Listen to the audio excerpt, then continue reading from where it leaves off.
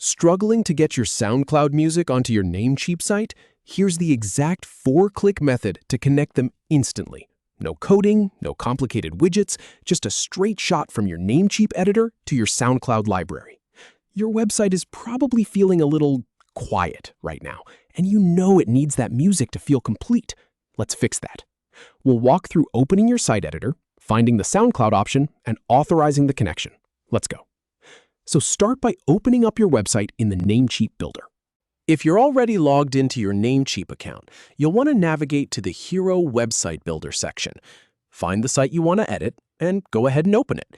This is where all the magic happens, right inside their built-in editor. Don't worry if things look a little busy at first. You're looking for the main editing interface, where you can drag and drop everything. Now, this is where a lot of people get stuck, but it's actually really straightforward. Look at the sidebar on the left side of your screen. You'll see a section that's highlighted, or maybe it's just a bit more prominent than the rest.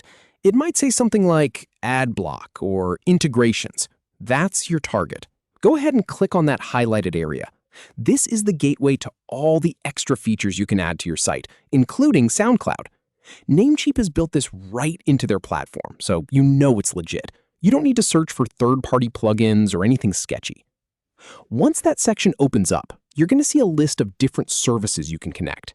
You might see things like a contact form, Google Maps, maybe social media links.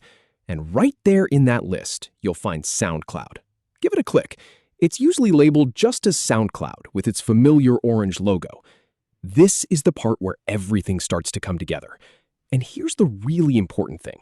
Because this walkthrough comes straight from Namecheap's own platform, you can trust that this integration is fully supported. It's not some hacky workaround. It's built to work. After you click on SoundCloud, you'll see a button that says Continue. Click that. This is going to take you off to SoundCloud's side of things for a moment. A new window or pop-up might appear asking you to log into your SoundCloud account if you aren't already signed in. Go ahead and do that. Then you'll be asked to authorize the connection, basically telling SoundCloud, hey, it's okay for Namecheap to grab my music. Click the Connect or Authorize button. This might take a moment to process. Give it a few seconds. Now, once you've authorized it, you'll be bounced right back to your Namecheap editor.